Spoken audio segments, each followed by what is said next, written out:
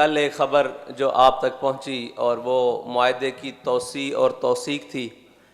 جس میں ہماری ٹیم حکومتی وفد کے ساتھ کافی دیر مذاکرات میں رہی، جس میں انہوں نے اپنے اس عہد کا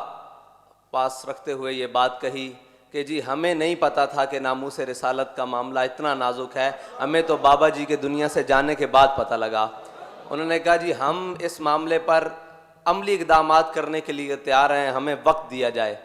تو ہمارا وقت انہیں دینا اس بات کا ہے کہ ہم حضور سید عالم صلی اللہ علیہ وسلم کی ناموس پر سرکاری سطح پر جواب چاہتے ہیں، اور اس سرکاری سطح پر جواب دینے کے لیے ہم نے انہیں وقت دیا، اور وہ وقت کا اعلان خود ہمارے ملک کے وزیر اعظم عمران خان صاحب نے اعلان کیا۔ ہم اس کے بعد بھی یہ کہتے ہیں کہ وہ 17 فروری ہو یا 20 اپریل ہو، ہم میدان عمل کے لیے تیار ہیں۔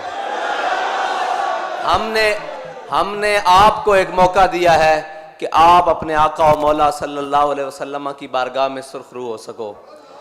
اور دوسری بات یہ ہے کہ ان کا خود بیٹھ کر ہماری ٹیم سے یہ بات کرنا کہ جی ہم اس معاملے میں اب سیریس ہو چکے ہیں، نہ تو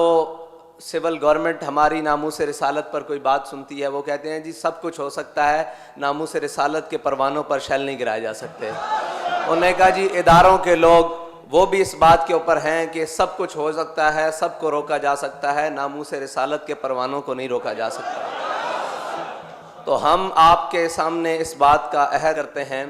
کہ آپ ہمیں وقت دیں، انشاءاللہ ہم عملی تصویر میں آئیں گے۔ ہم نے کہا جی آپ کو وقت دے دیا گیا حضور کے نام پر، کیونکہ ان کی ناموس کا مسئلہ ہے۔ اللہ تعالیٰ آپ سے یہ کام لے لے اور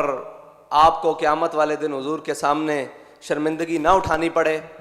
ہم اس کے لیے دعا کرتے ہیں، اور اس کے لیے ہم نے وہ اعلان اور معاہدے کی توسیع بھی کرائی۔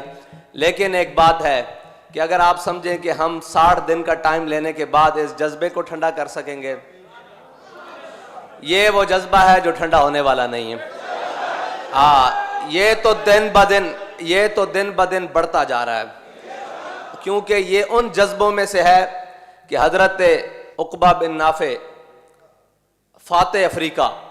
ہمارے قائد جب ان کی بات کرتے تھے تو ان کا واقعہ سناتے تھے کہ آپ جب افریقہ کے جنگلوں میں مسلمان مجاہدوں کے ساتھ پہنچے نا، تو آپ نے ایک ٹیلے پر چڑھ کر اعلان کیا کہ اے اس جنگل کے درندوں، شیروں، چیتوں،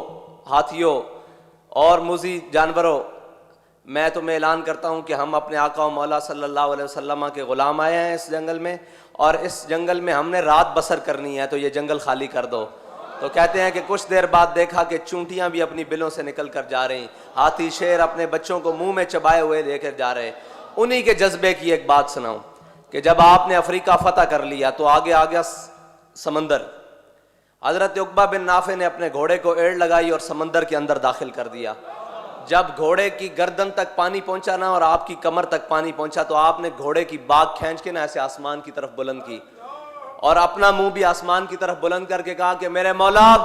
تو گواہ رہنا کہ عقبہ بن نافع کا جذبہ جہاد ختم نہیں ہوا، تیری زمین ختم ہو گئی ہے۔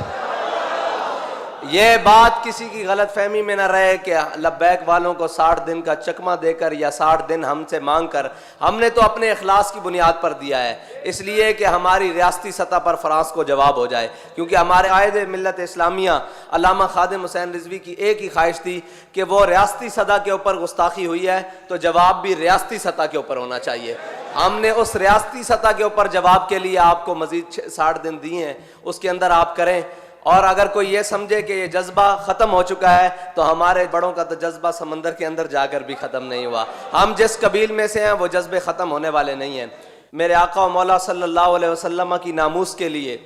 جو کچھ ہمیں زندگی میں تکلیف اور پریشانی اٹھانی پڑے وہ ہمارے لیے زیادہ راہ ہے، وہ ہمارے لیے سرمایہ حیات ہے، وہ ہمارے لیے وہ چیز ہے جس کو ہم نے لے کر کل جنت میں جانا ہے۔ جب خالد بن سفیان الحزلی کو عبداللہ بن انیس نے واصل جہنم کیا، میرے آقا و مولا نے فرمایا جاؤ اس کو واصل جہنم۔ یہ بڑا لمبا واقعہ ہے، اس میں حضرت عبداللہ بن انیس نے چلتے ہوئے نماز بھی پڑھی، وہ بھی امام بخاری نے نقل کیا ہے، بڑا لمبا واقعہ ہے۔ جب میرے آقا و مولا صلی اللہ علیہ وسلم کے پاس آئے نا حضرت عبداللہ بن انیس، تو میرے آقا مولا نے فرمایا افلح الوجوہ، میرے آقا مولا نے فرمایا کہ یہ تو کامیاب چہرہ آ رہا ہے۔ تو کامیاب چہرے وہی ہیں جو حضور سید عالم صلی اللہ علیہ وسلم کے دشمنوں سے مقابلہ کر کے آئیں۔ ہم نے آپ کو ایک موقع دیا ہے کہ آپ بھی ان چہروں میں اپنا چہرہ رکھوا لیں جو کامیاب ہیں، جو حضور سید عالم صلی اللہ علیہ وسلم کی ناموس رسالت کے لیے کام کرنے کے لیے تیار ہیں۔ ہم نے اپنے سارے چہرے حضور سید عالم صلی اللہ علیہ وسلم کی ناموس پر قربان کرنے کے لیے رکھے ہوئے ہیں۔ جب میرے آقا و مولا صلی اللہ علیہ وسلم کے پاس عبداللہ بن انیس آئے تو میرے آقا و مولا نے اپنا عصا مبارک حضرت عبداللہ بن انیس کو دیا اور فرمایا عبداللہ بن انیس یہ اپنے پاس رکھ لو، قیامت والے دن